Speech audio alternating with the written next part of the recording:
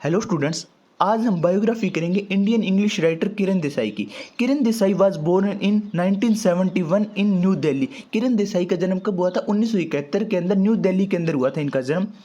She is an Indian novelist famous for her novel the inheritance of loss which won the 2006 Man Booker prize.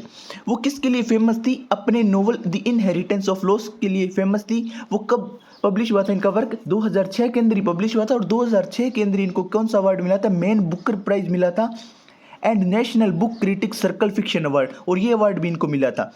She is the daughter of Anita Desai. ये किनकी बेटी है? ये famous Indian writer Anita Desai की बेटी है। हर first novel hula बालू in the guava orchard was published in 1998। इनका फर्स्ट नोवेल था हुला बालू इन द गुआवा ऑर्चर्ड। वो कब पब्लिश हुआ था? 1998 के अंदर पब्लिश हुआ था। And received accolades from such notable figure as Salman Rushdie. और उन्हें कैसे सम्मानित किया गया? जैसे सलमान रश्दी के जो वर्क थे उसी तरह उनके भी वर्क को क्या इसको सम्मानित किया गया।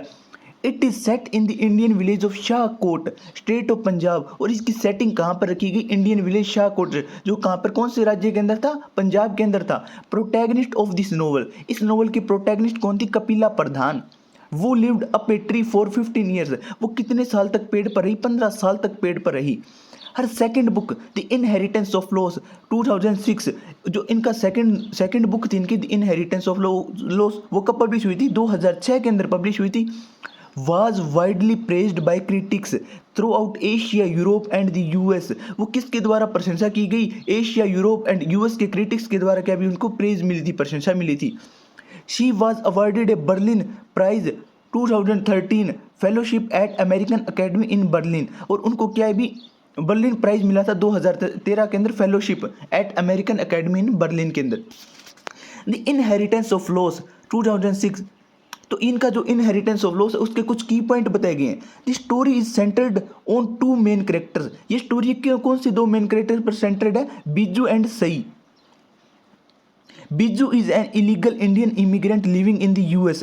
बिज्जू कौन है? एक इलीगल अवैध तरीके से अंदर कहाँ रह रहा है? वो अमेरिका के अंदर रह रहा है। द सन ऑफ कुक, वो किसका बेटा है? कुक का बेटा है। वो वर्क फॉर साइज ग्रैंडफादर, वो उस किसके आगे कुक है? वो रसोईया किसका है? वो जो साई के ग्रैंडफादर है उनका रसोईया था वो।